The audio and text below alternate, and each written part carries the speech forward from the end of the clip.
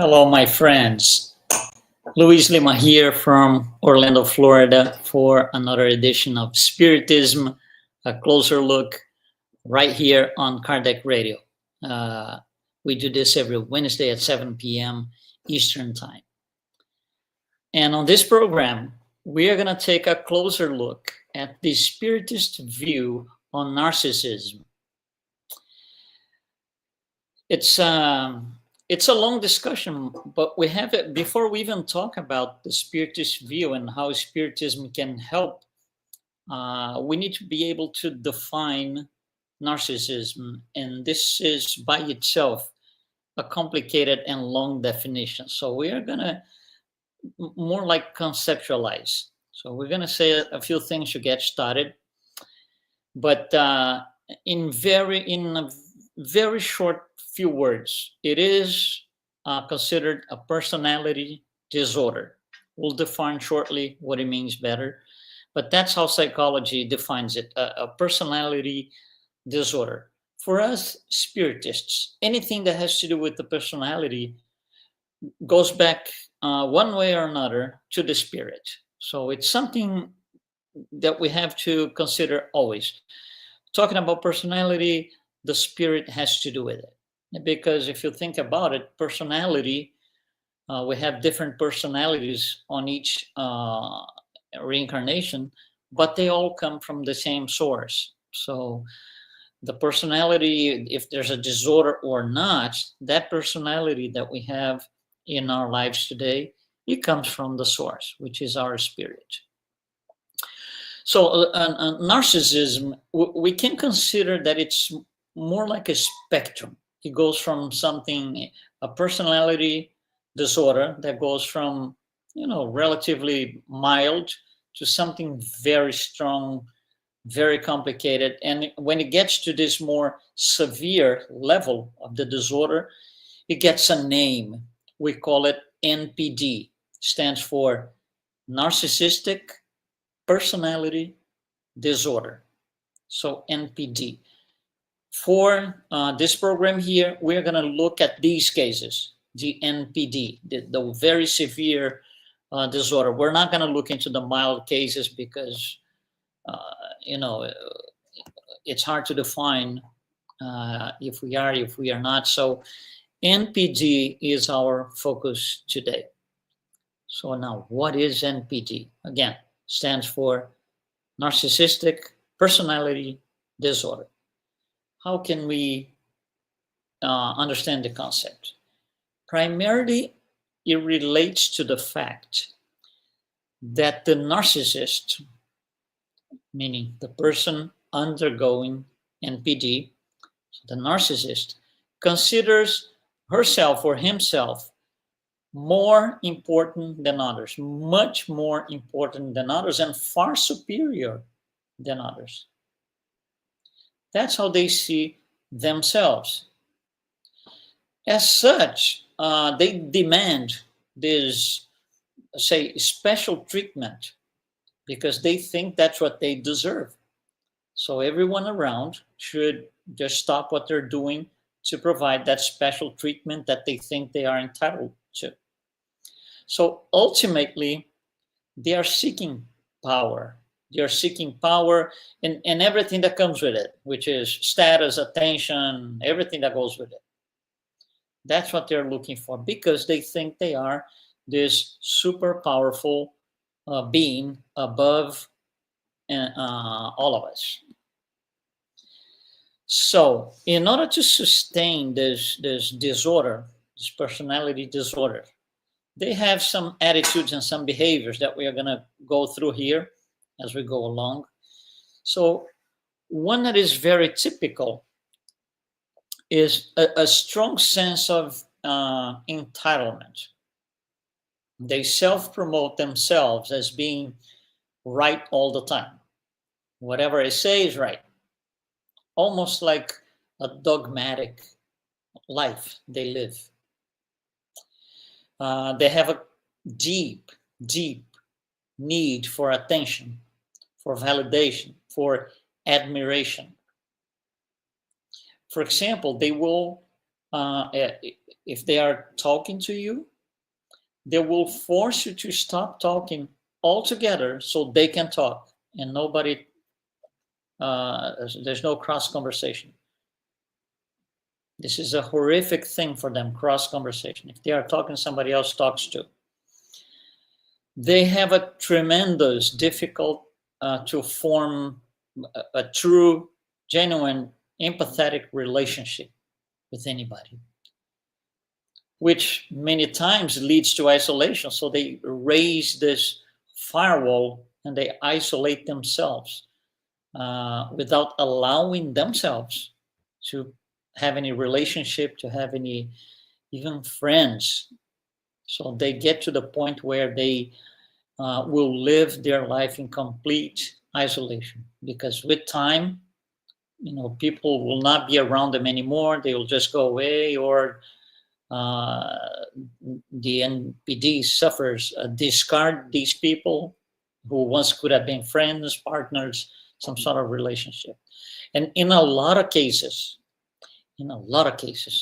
they clearly show panic of affection. It might sound strange, but if they feel too much affection from somebody that you just knew, or you're getting to know, or somebody that was part of your life in the past, if they feel that these people or that person, those people are bringing up affection towards them, depending on the case, they show panic. They don't want any relationship. They will not raise their firewall. It will put them, they'll hit the panic button at times. And it's not very often. Yeah. So they have this weak or fragile self-esteem, and they are easily wounded by any sort of criticism. Or wounded. They feel like they took a shot, a bullet, for anything that is said by anybody that doesn't go with the truth that they think they deserve. So it's very complicated. Some of the behaviors and attitudes also include things like they will create stories and situations to support their personality. But for the most part, they have to be dishonest. They have to lie to create those stories. It's very sad, but that's what the NPD is. They have low or very little sense of justice, which, by the way, they don't care. They don't care for justice, because justice comes from them. So it's an absolute thing. It's dogmatic. When they feel the attention devoted by a person or a group, they feel that devotion to them is not enough, they will storm. They will become resentful, aggressive. That's how they react, by not having full attention, to the point that they think they deserve. So they use people, especially the close ones. They use people as a source of attention or admiration, because that's what they're looking for, right? Power through attention and admiration. So they use people to be able to drive these things, to a point that if they have to take over or have the impression that they are taking over people's lives, they will. Absolutely, they will. They will become manipulative. The person is supposed to become a slave to them, and they put a lot of pressure, very intense. They feed their personality by diminishing other people's strength. So strength is something that only they have, nobody else has. Everybody's weak, everybody's not good. And they feel betrayed, for example, by any movement of any person. People around them, they could be friends for years, they could be partners, it doesn't matter. Some of the movements that a person does, if they are not sure they control that 100%, they will feel betrayed. although nothing happens. So everyone who ever tried to help him is wrong. That's their perception. Everyone who would ever try to help him is wrong. So they have this sense of being omnipresent, omniscient, and omnipotent. And that's only one. That's God.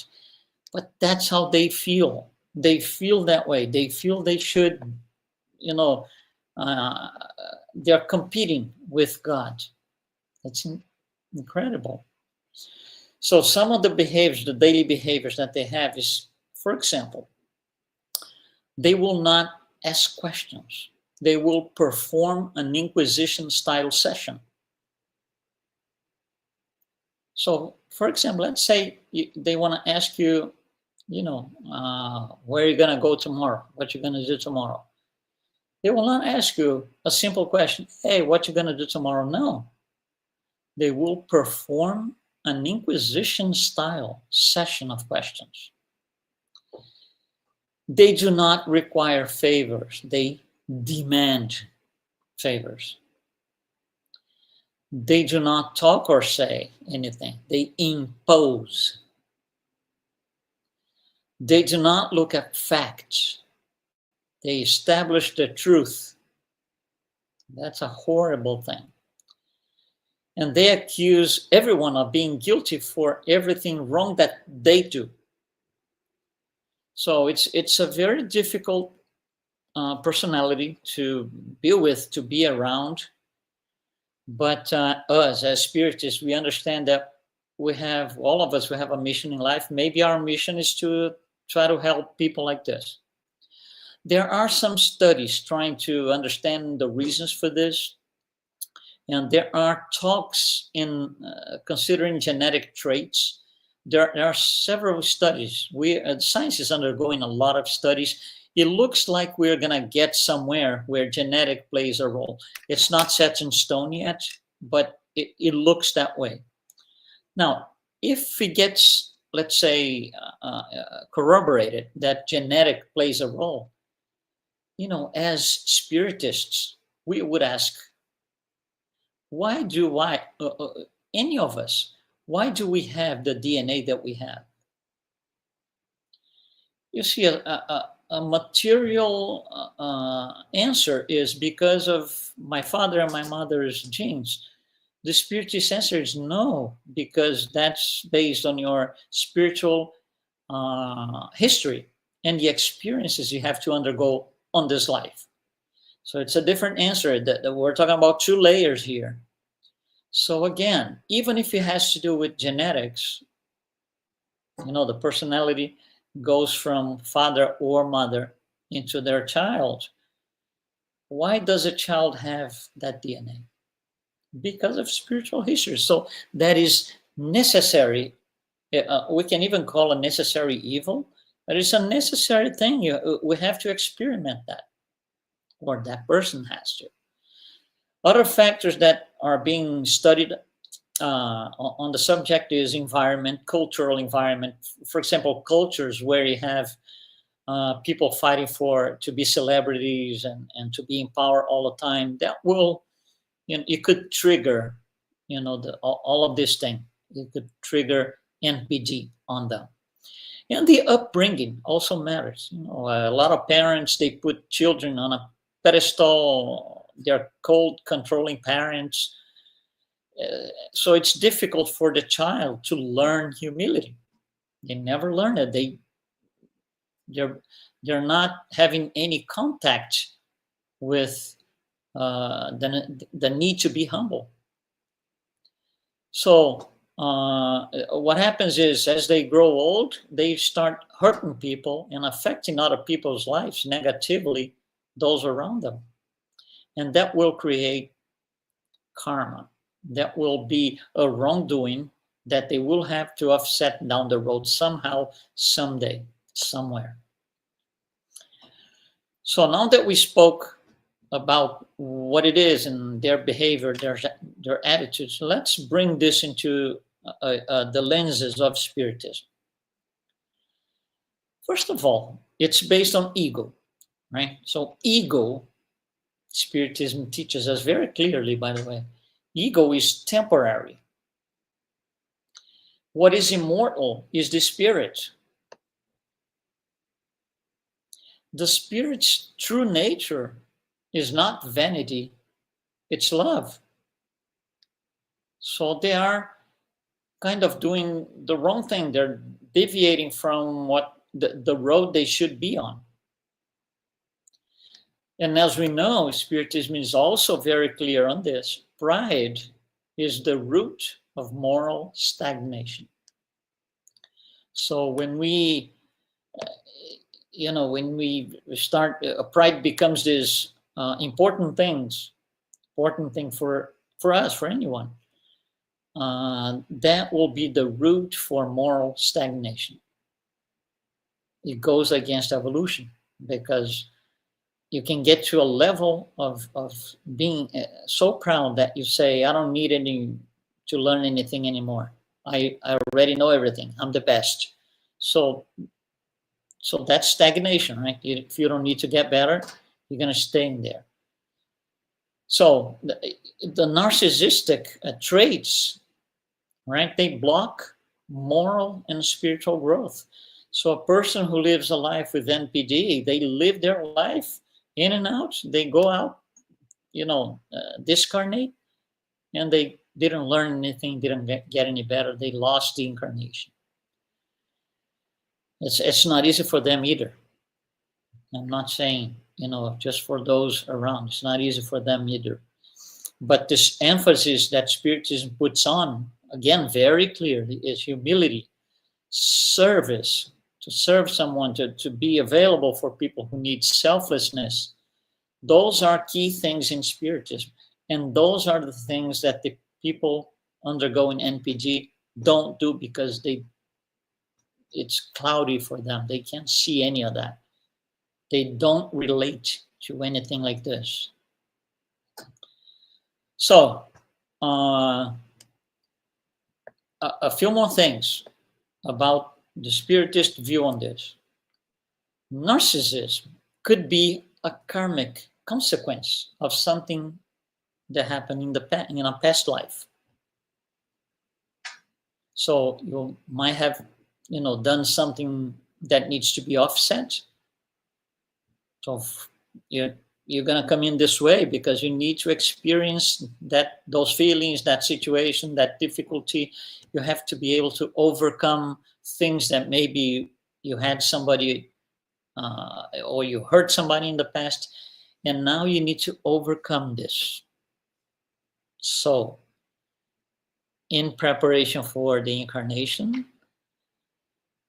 a father and a mother with reasonably adequate genetic traits can generate a body close to what it needs to be.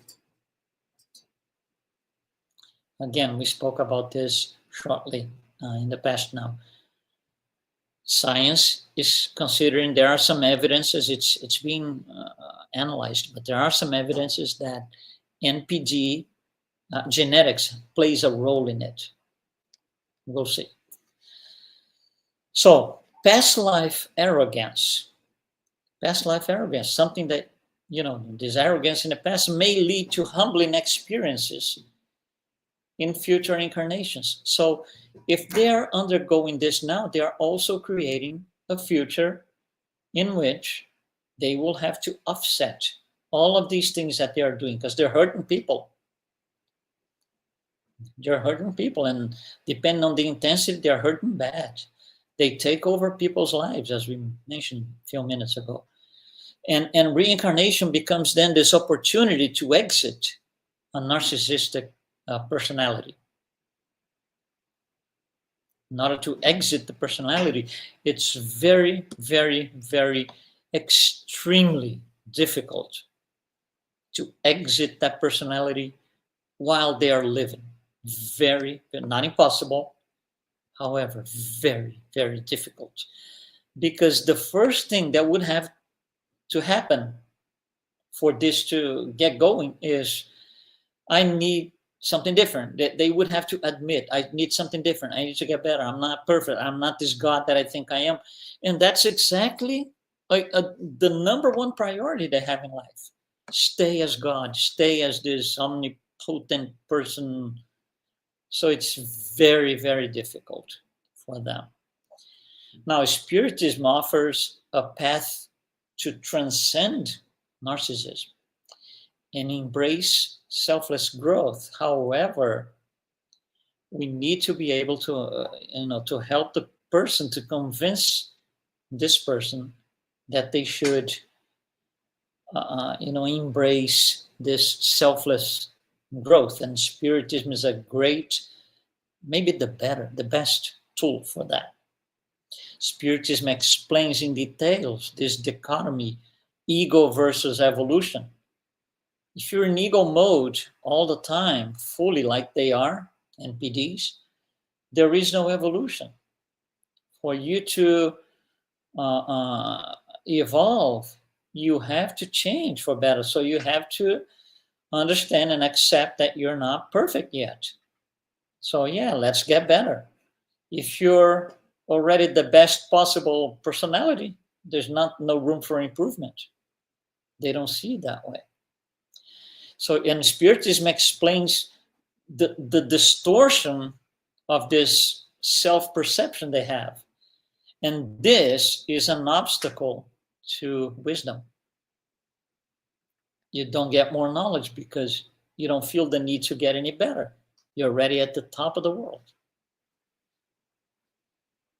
So this idea of this excessive self-love becomes a distraction from the universal truth, because they are the ones who establish the truth. They do not subscribe to the truth, which comes from above. They do not subscribe to that. They dictate the truth, and everybody follows. That's their perception of truth. And that's why their perception of justice is almost zero, almost zero. And then humility and love are key virtues for our betterment. But it's not on their radar, at least in the very extreme cases. A few more things that I want to say here. How do they treat themselves? We already know that it's very difficult to get started. How do they treat themselves, and how can we help? Let's try to go this way so we can wrap up this conversation here. So they need to understand that they have to express humility. Somehow. We're not talking about becoming Jesus tomorrow morning. A little bit, I'm going to use a term here. I'm going to create a new term. Nano humility. Maybe micro humility. That would be enough to get started. How can they do this? They have to be taken to situations and circumstances that call for that allow for that. So that would be, for example, some sort of charity work. That can be done in a Spiritist center, helping people when tragedy hits, hurricanes and then tsunamis and earthquakes. Let's help. The whole community gets together. Let's just help. In events like this, they don't have, they can help a little bit. But they have to understand they are helping not to be recognized. They are helping to feel better. To feel better. So they will help. Yeah. We're getting a lot of donations here to help on this, hurricane. So yeah, we get a lot of boxes, a lot of canned food. Okay, we got to separate this thing. So yeah, let's help separate. Let's get the boxes, open them up and separate things, storage things. that is a beautiful work. So that's a way to start. They produce something for themselves, because deep down they will feel happy in those, say, 30 minutes, maybe 1 hour that they are helping. They will not concentrate on their personality of being this omnipotent person. That's a start. So community, any sort of community work, anything simple. It doesn't have to be nothing complicated. They would have then to go into a honest, and that's difficult. That's the second thing, honest reflection of their own behavior. That's the challenge of self-betterment, to feel that there's room for improvement. That little charity that they did, helping there, can, open a little bit the idea for, there's room for improvement here. Meditation, going to Spiritist Center every week for, lectures and treatment. The idea of being helping people can go along, for their way of thinking can go along with this. When I'm helping, I'm not competing with God. I'm not God. For a few minutes, I'm collaborating with God. So I'm collaborating in the works of creation instead of competing with God. That will set their mind. I'm not saying that's easy. It will set their mind in a different tone. Now, how about those living with them, or being part of their inner circle? Inner circle in quotes, please, because they put this firewall up. So the closest ones, which are not really close, but anyway, how can we help? So first of all, when they attack, when they express intensely their taking over of our lives, of somebody's life, patience is the first thing. We gotta be patient. We can pray for them while they are doing this, while they're, suffocating the other person's life. Pray. We can start sharing little things. It can't be anything important. Let's do this thing together. No. Together is a word of repulse. So sharing little things, suggesting little things, getting them to participate in little things, that will help them. Because for those who are close by, those who are close friends or something in that sense, and they can help, if we don't do anything, they will drive their health to the ground. They will drive their 70 trillion cells to the ground. It's a difficult talk. It's a difficult subject. But hopefully I was able to convey what I wanted to, and the ideas following, everything around this. Yeah, we have several interesting comments here from Serenity Sage. Ego is the part that protects. It's a covering over the intuition. It's self-protection. Many men and women who have been deeply neglected as a child develop this form of self-protection. Yeah, we mentioned that in the beginning. Being super protected as a young child, yes, it can lead to that. It's a thing from the spirit, but the spirit is open in the 7 first years of life for something more spiritual. So yes. And then I'm just going to say this here. Serenity. It's a miracle when it happens, but it does happen. It takes a very experienced healer, as this can be quite dangerous. So talking about healing, yes, we need to find those who, not only professionally, because you see, those who are professionals trying to help, they have no previous relationship with the NPD. So automatically, they don't know if they're going to be able to control that person. If it's not somebody professional, if somebody, like I mentioned, in the inner circle, a person that they know, they trust that they control. They feel more at ease with that person. They can be less reflection to that.